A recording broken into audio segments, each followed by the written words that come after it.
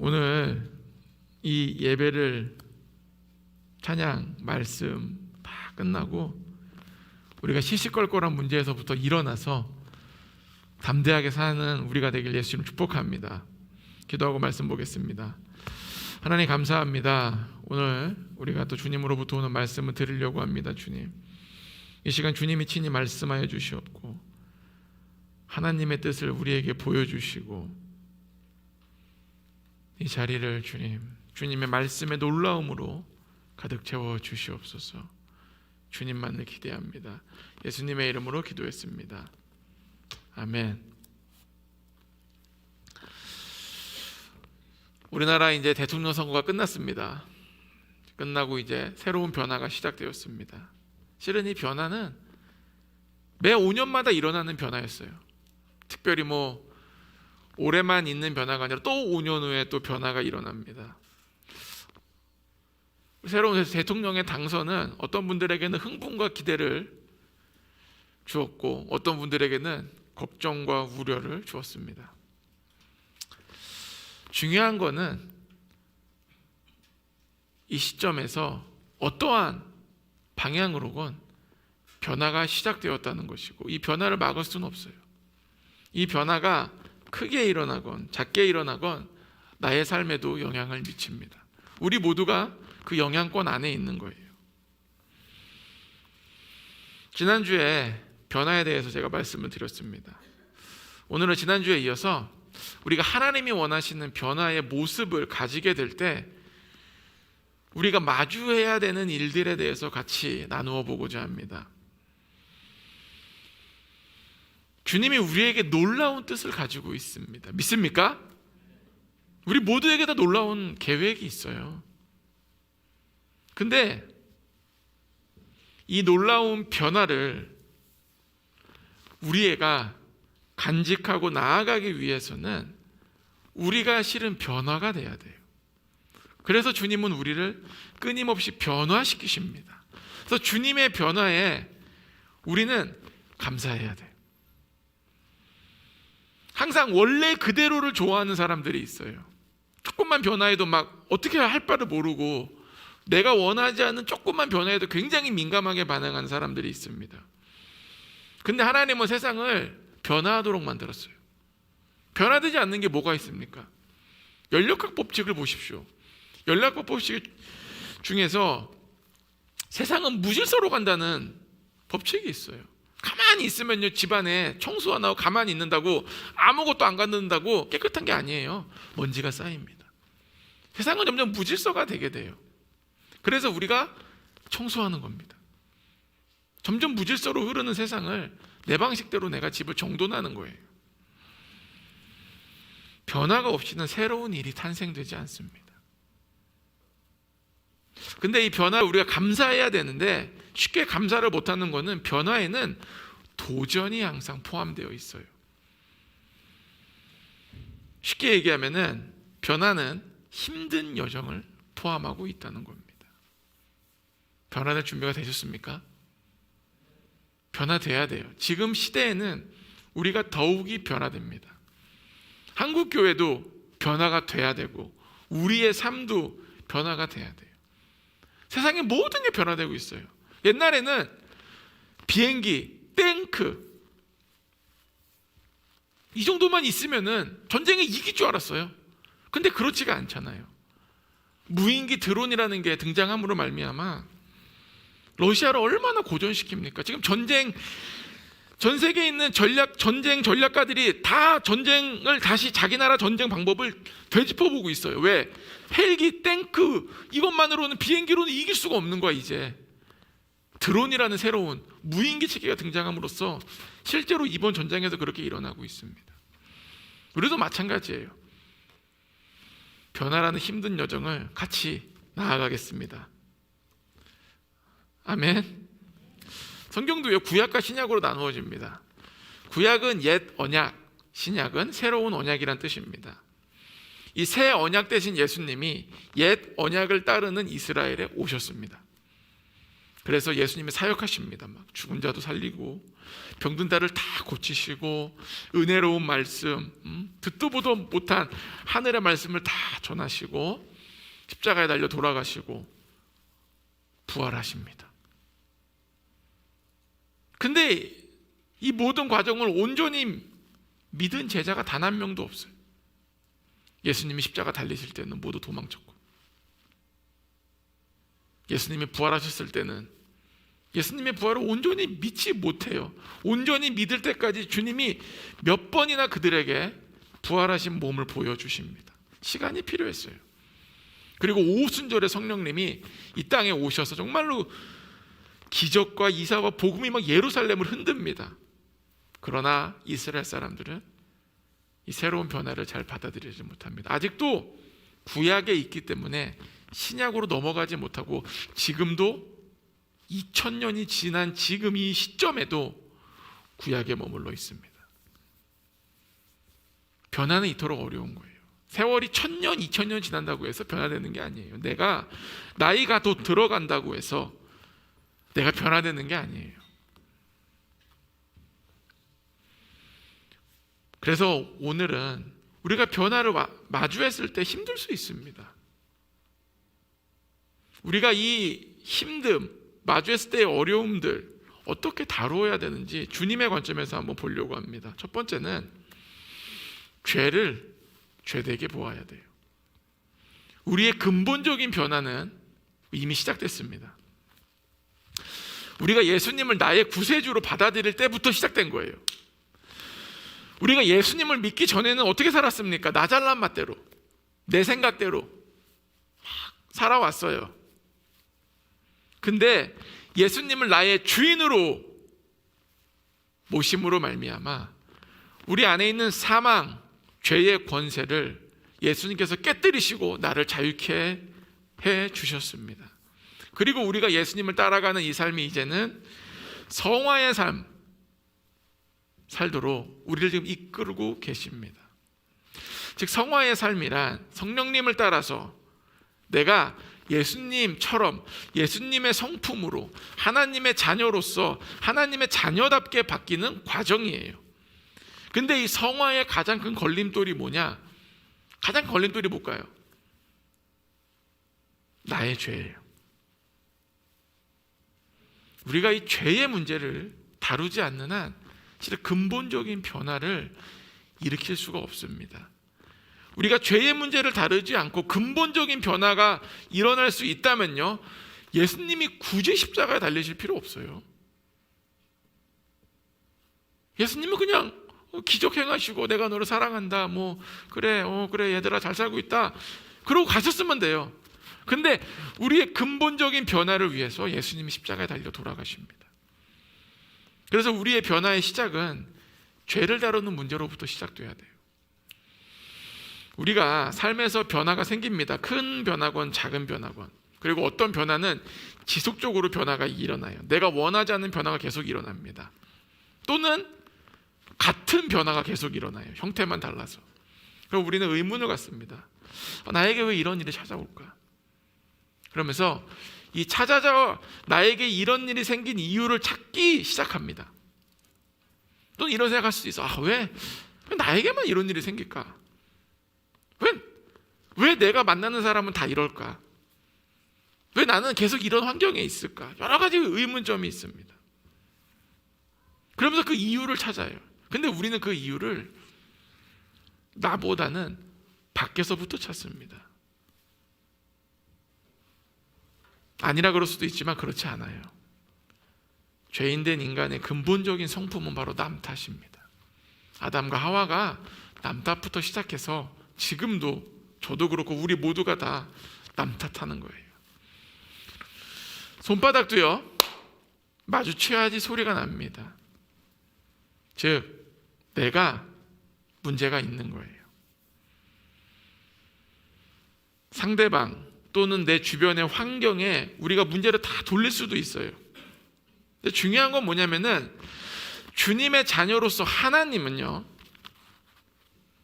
나를 다루시기 원하신다는 거예요. 나를. 하나님은 그 변화를 통해서 실은 나를 다루시는데 내 안에 있는 숨겨진 죄, 몰랐던 죄, 내가 아니라고 극구 부인했던 죄를 다루시기 원하십니다. 가장 어려운 죄가 뭔지 아세요? 가장 어려운 죄, 가장 변화되기 힘든 죄 뭘까요? 어떤 죄일까요? 뭐 살인이에요, 뭐 도둑이에요, 뭐 말하자면 도벽이에요, 뭐예요? 주님께서 가장 만지기 힘드신 죄는 내 스스로 합리화한 죄예요. 야, 너 이런 사람이야? 아닙니다. 내 스스로가 그 주님의 그 나를 만지시기 원하는 그 부분을 철옹성처럼 나는 아니라고 만들어 놓은 죄가 가장 주님께서 다루시기 힘들어요. 그래서 우리의 변화의 시작은 뭐냐?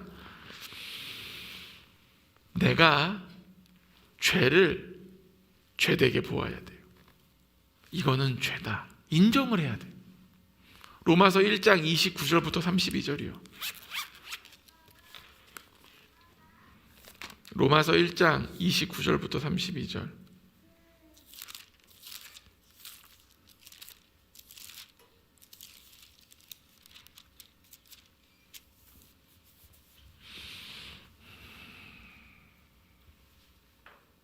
제가 읽겠습니다. 그 모든 불의, 추악, 탐욕, 악의가 가득한 자요, 시기, 살인, 분쟁, 사기, 악독이 가득한 자요, 수근수근하는 자요, 비방하는 자요, 하나님께서 미워하시는 자요, 능욕하는 자요, 교만한 자요, 자랑하는 자요, 악을 도모하는 자요, 부모를 거역하는 자요, 우매한 자요, 배약하는 자요, 무정한 자요, 무자비한 자라. 그들이 이 같은 일을 행하는 자는 사형에 해당한다고 하나님께 정하심을 알고도 자기들만 행할 뿐 아니라 또한 그런 일을 행하는 자들을 옳다 하느니라. 29절부터 31절까지의 이 죄의 목록에 해당하는 자는 뭐예요? 사형이에요. 이 죄의 목록 앞에서 누가 자유로울 수 있겠습니까? 우리 모두가 사형수였던 거예요. 하늘의 하나님의 보호자 판결에서 우리 모두 유죄 판결을 받고 사형을 피할 길이 없었던 사람입니다. 우리를 위한 변호사가 없었어요. 그런데 예수님이 우리의 모든 죄를 지시고 십자가에서 나 대신해서 죽으심으로 우리를 위한 대언자, 변호사가 되어 주셨습니다. 그래서 요한은 이렇게 기록해요. 나의 자녀들아, 내가 이것을 너희에게 쓰면 너희로 죄를 범하지 않게 하려 함이라. 만일 누가 죄를 범하여도 아버지 앞에서 우리에게 대언자가 있으니 곧 의로우신 예수 그리스도시라. 예수님은 우리의 죄, 나의 죄를 위해서 십자가에서 돌아가셨어요. 그러므로 말미암아 하나님 앞에서 나를 위한 대언자가 되어 주셨습니다.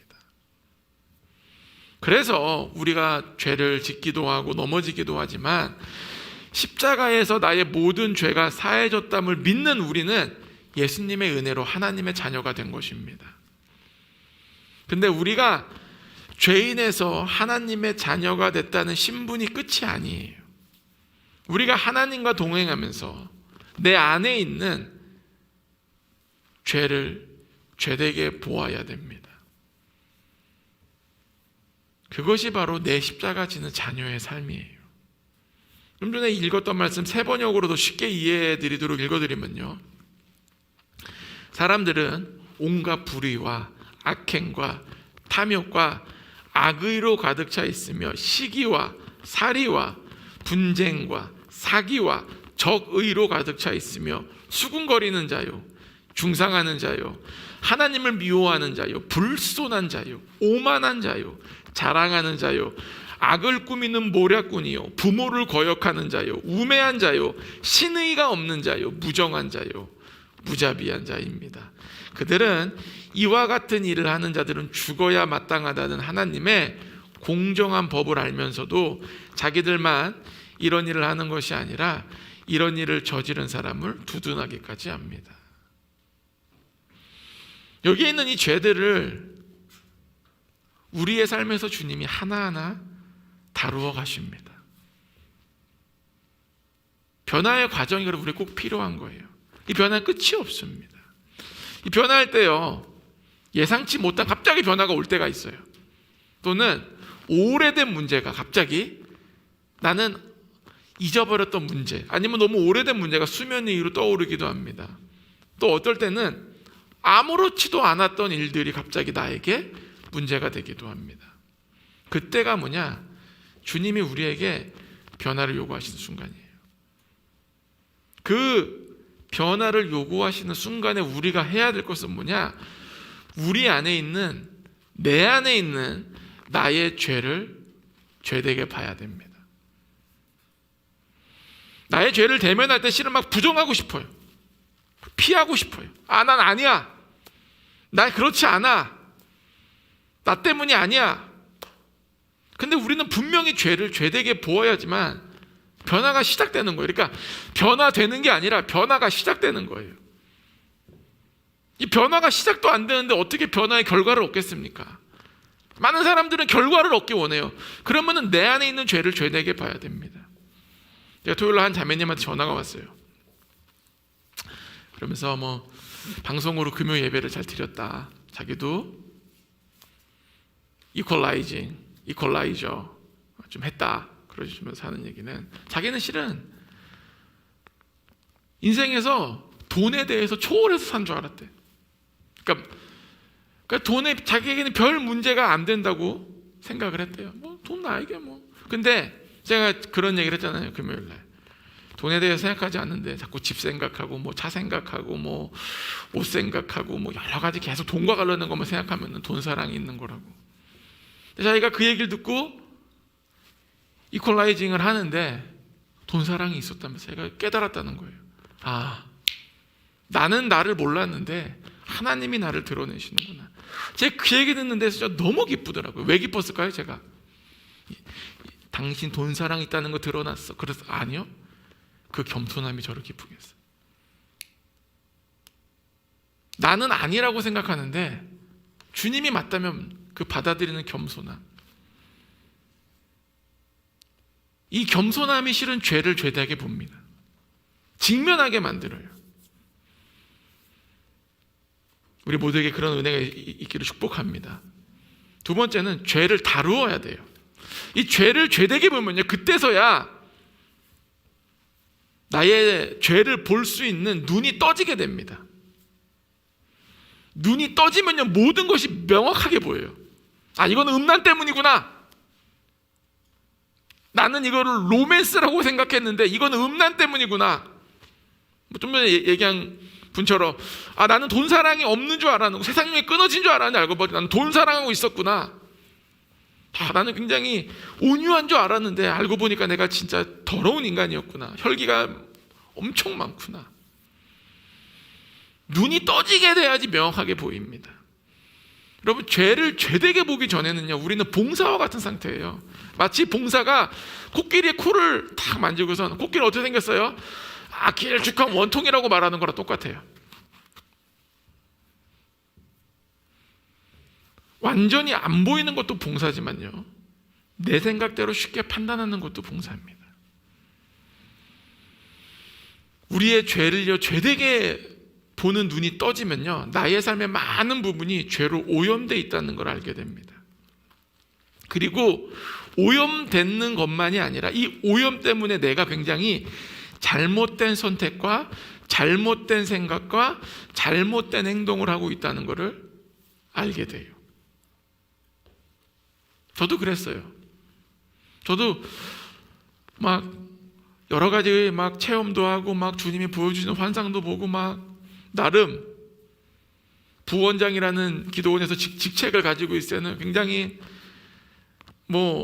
스스로에게 굉장히 잘하고 있다 생각을 했는데, 어느 날 누군가 기도해 주는데 너무 저를 폄하하고 밝지도 않은 소리를 하는 거예요.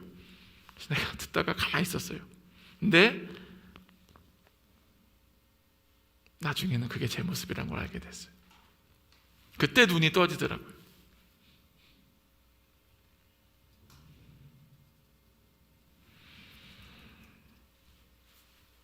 우리 모두 눈이 떠지기 축복합니다. 만약에 내가 죄를 죄되게 보지 못하면요, 내 스스로 옳은 판단하고 나름 잘 살고 있다고 생각할 수도 있어요. 그런데 중요한 거는 주님이 보기에는 잘못 살고 있고 내 인생이 헤매고 있는 거예요. 지금 나는 잘 살고 있다고 믿는데 주님 보시기에 헤매고 있다면 얼마나 마음이 아픕니까, 여러분?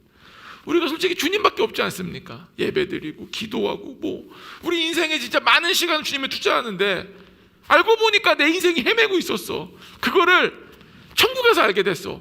얼마나 억울하고 분통 터지는 일이에요. 안 그렇습니까? 사사기 보면요, 이스라엘 민족이 계속해서 이방 나라의 압제에 시달려요. 이스라엘 압제 당할 때마다 하나님께서 또 사사를 보내주셔서 이스라엘을 구원해 주십니다. 그럼에도 이스라엘은 계속해서 같은 죄를 져요. 하나님께서는 이스라엘 민족을 구원하고 나라가 부국강병해지는 것을 원하셨던 게 아니라 이스라엘 민족들이 잘못된 선택을 하게 하고 잘못된 삶을 살게 하는 그 죄를 다루시기 원하셨어요. 그것이 하나님의 마음이었어요. 하나님은 이방신을 섬기고 하나님을 의지하지 않고 하나님을 따르지 않는 이스라엘 민족의 그 죄를 다루기 원하셨는데 이스라엘은 하나님이 원하는 그 죄를 다루는 것보다 결국 어떤 선택을 합니까? 자신의 평안과 행복을 위해서 왕을 달라 그러는 거예요. 하나님이 생각하는 해법과 이스라엘 사람이 생각하는 해법이 완전 다른 거예요. 완전 다른 거예요. 정반대인 거예요. 결국 하나님이 원하는 죄를 다루지 않았어요. 죄를 제거하지 않았습니다. 그래서 결국 나라가 망하는 거예요. 그게 죄의 무서움이에요. 하나님이 죄를 드러내시는 거는 너 잘못했다, 못났다 이게 아니라 나를 살리려고 그러시는 겁니다. 할렐루야.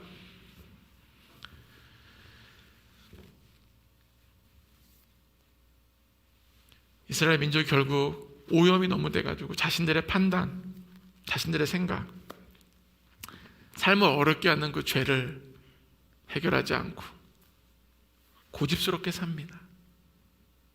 하나님께 불평합니다. 왜 나를 도와주시지 않는지, 왜 우리나라가 부국강병해지지 않는지. 하나님은 계속해서 이스라엘 민족에게 원하세요. 더 철저하게 회개하고 돌아오기를.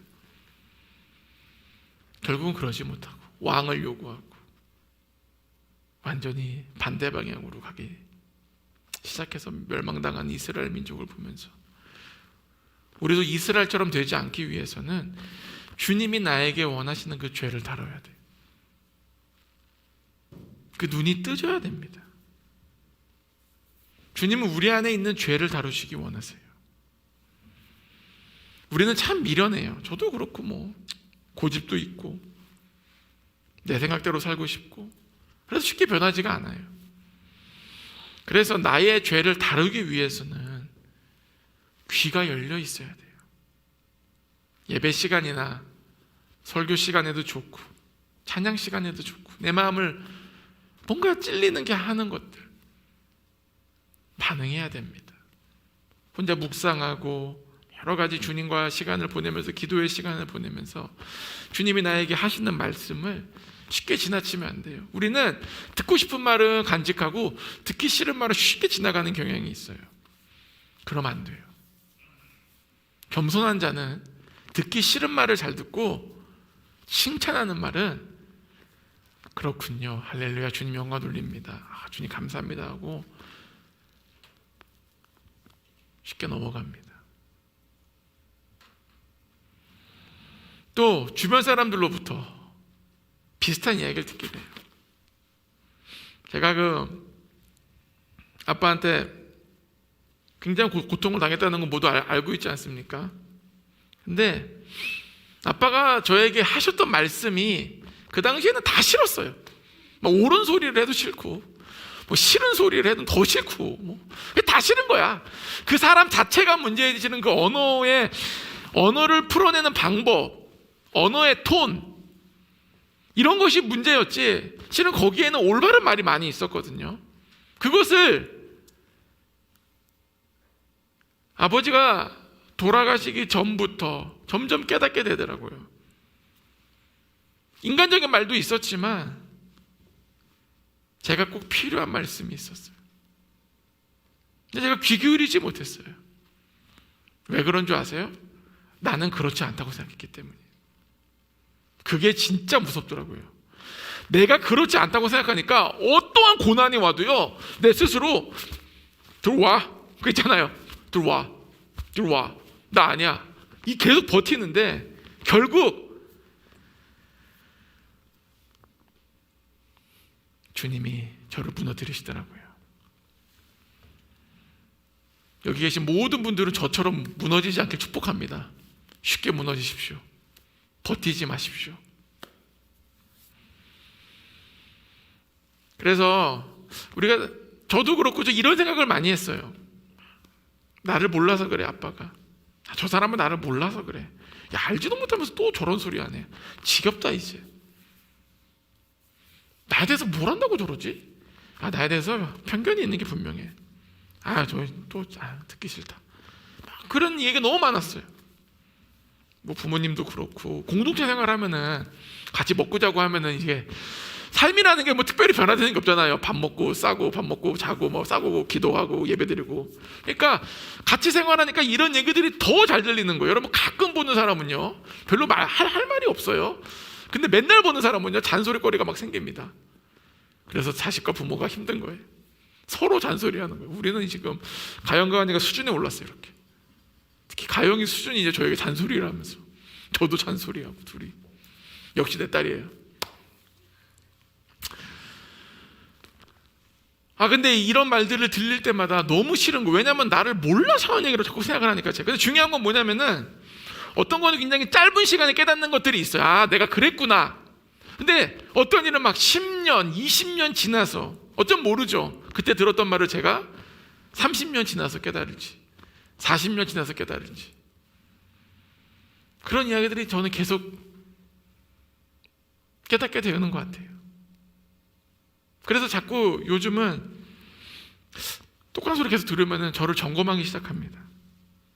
그러다 보면은 내가 전혀 몰랐던 나를 발견할 때가 있어요. 나는 그런 사람이 아니라고 생각했는데 제가 그런 사람이더라고요. 우리 모두 겪고 있잖아요. 내가 싫어하는 부모님의 모습, 나는 그런 사람이 아닌 줄 알았는데 결혼하고 지내다 보니까 뭐예요? 내가 그분이라는 거를. 굉장히 당황스럽죠. 그러나 받아들여야죠.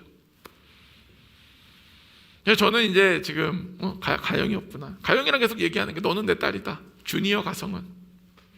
이제 가영이는 어느 정도 받아들여요. 우리 관계가 굉장히 이제 받아들이는 관계가 됐어요. 저는 우리 모두가 귀가 열려서 정말 죄를 다루기를 원합니다. 그래야지 우리가 진짜 주님이 원하는 그 길을 갈 수 있어요. 세 번째는 그렇다면 격려와 죄에 관한 문제입니다. 우리가 죄를 다루기 시작하면요, 나의 죄도 그렇고 상대방의 죄도 그렇고 우리에게는 은혜보다 정죄와 비판이 따를 수밖에 없는 문화가 형성이 돼요. 그래서 원하지 않지만 죄에 대한 설교를 계속하면 할수록 교회가 율법적인 분위기가 되고 눈이 굉장히 커집니다. 왜? 나에 대한 죄도 민감해지지만 상대방의 죄도 굉장히 민감해져요. 저 사람, 또 저런다, 또 저런다, 또 저러고 다니는구나, 꼴보기 싫어. 그렇다고 해서 우리가 죄를 다루지 않고 은혜만은 이야기할 수 없습니다. 그런데 우리 교회가 지향하는 격려의 문화를 세우기 위해서는 이 죄와 어떻게 관계를 맺어야 될 것인가? 우리가 누군가가 잘못하고 있다는 걸 알았을 때, 죄를 지고 있다는 걸 알았을 때 우리가 어떻게 격려하고 격려의 문화를 만들 수 있을까요? 이 격려의 문화의 중심은 우리가 아니라 하나님이십니다. 예레미야 9장 24절이요.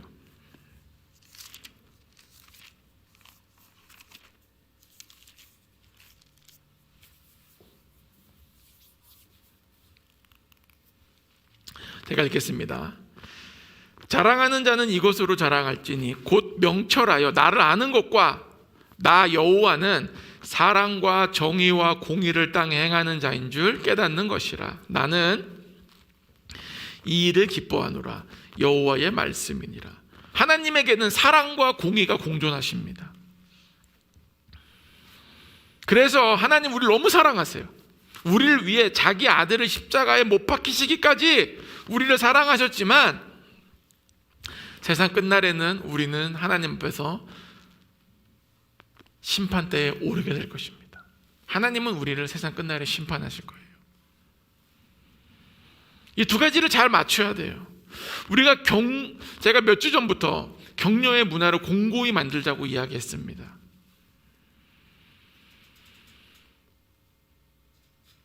그거를 만들기 위해서 우리가 형제 자매 아니면 옆에 사람에 아니면 누구라도, 우리 부모님도 좋고 그 누구라도 좋아요. 하나님이 나에게도 죄를 다루시지만 누군가에게도 죄를 다루시기 원하는 모습이 분명히 있어요. 분명히 있습니다. 근데 그것을 내가 알게 될 때가 있어. 하나님이 저 사람은 지금 이러한 죄를 다루고 싶으시구나. 하나님이 저 사람은 지금 이거를 다루고 싶으시구나. 그걸 알게 될 때가 있어요. 뭐 직감적으로 알게 되든지, 영감으로 알게 되든지, 뭐 꿈으로 알게 되든지, 여러 가지 방법으로 알았을 때가 있습니다. 근데 중요한 거는 뭐냐? 그 일을 하나님이 다루고 계시다는 거예요. 자꾸 내가 거기 껴들려고 그래요. 그러다 보니까 분란이 생겨. 하나님이 다루시기 원하시는데 나는 먼저는 하나님이 다루시도록 격려해야 돼요. 내가 자꾸 그 죄에 간섭하면 안 됩니다. 기도해 줘야 돼요. 주님 온전히 다루어 주시옵소서. 격려의 문화라고 해서요, 뭐 죄를 뭐 대충 구렁이 다 넘듯이 쭈르르르 넘어가가지고 그냥 아무것도 없는 것처럼 하는 게 아니에요. 그건 주님이 원하지도 않고, 그 죄를 나보다 뛰어나시고 모든 것을 아시는 능력의 주님께 그 죄를 다루시도록 맡겨드리고 나는 기도하는 모습이 필요한 거예요. 하나님의 뜻이 이루어지도록 옆에서 축복해주고 격려해주고 죄를 죄되게 보도록 도와주어야 합니다. 예를 들면은 어떤 한 형제자매가 지금 음란의 문제로 힘들다고 가정해 봅시다. 그 형제의 심각한 음란을 내가 알게 됐어요. 뭐 여러 가지가 좋아요. 뭐 심지어 막 나 꿈을 꾸는데 막 꿈에서 3번 연속 꿀 수도 있고 막 어떻게든 알게 됐어요. 그때 나는 그 음란의 문제를 그럼 어떻게 해야 될 것인가? 먼저 한 발짝 뛰어서 기도해주고 격려해주고 해야 돼요. 그러나 그 사람이 그 음란의 문제를 어물쩍 넘어가게 해주는 것이 아니라 옆에서 같이 싸워주는 겁니다. 같이 싸우다 보면요, 나랑 똑같아요, 여러분. 여러 번 넘어질 수 있다는 것을 기억해야 돼요. 몇 번 넘어진다고요?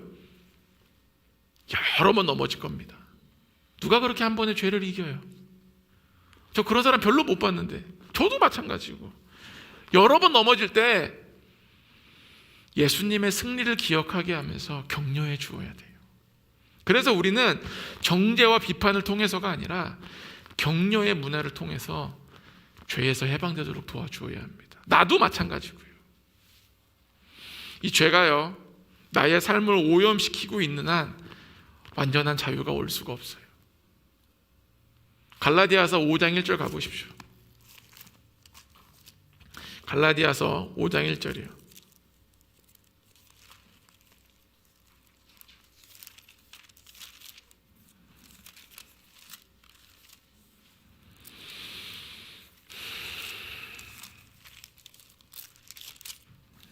제가 읽겠습니다.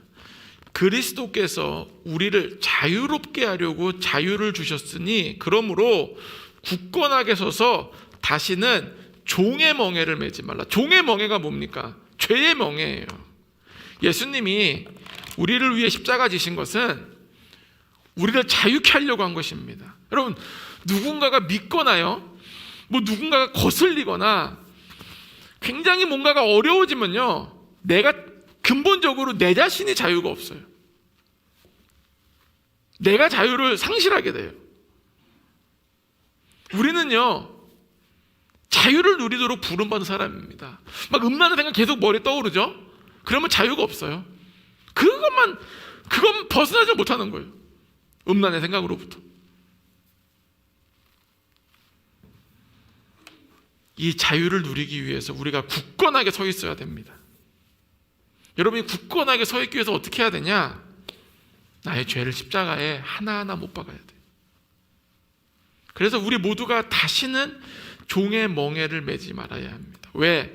이 멍에는 매고 있을수록 고통스럽고 힘듭니다. 그것이 죄예요. 내가 이 세상에서 죄를 이겨낸 사람은 없어요. 그래서 TV에서 보면은 엽기적인 범죄를 일으킨 사람들, 아니면 그런 사람들 인터뷰하는 거 잘 읽어보십시오. 처음에 막 부인하고 그러다가 나중에는 고맙다 그래요. 뭐가 고마운 줄 아세요? 나를 이 죄의 고리에서 끊도록 내가 잡힌 게 고맙다 그래요. 왜? 그 사람도 괴로웠던 거예요. 괴로운데 끊을 수가 없는 거예요. 끊을 수가 없는데 어떻게? 경찰서 잡혀가니까 잡히는 게 속 시원한 거예요. 내가 끊을 수가 없는 일. 이것이 죄의 무서움입니다. 고통스러워요.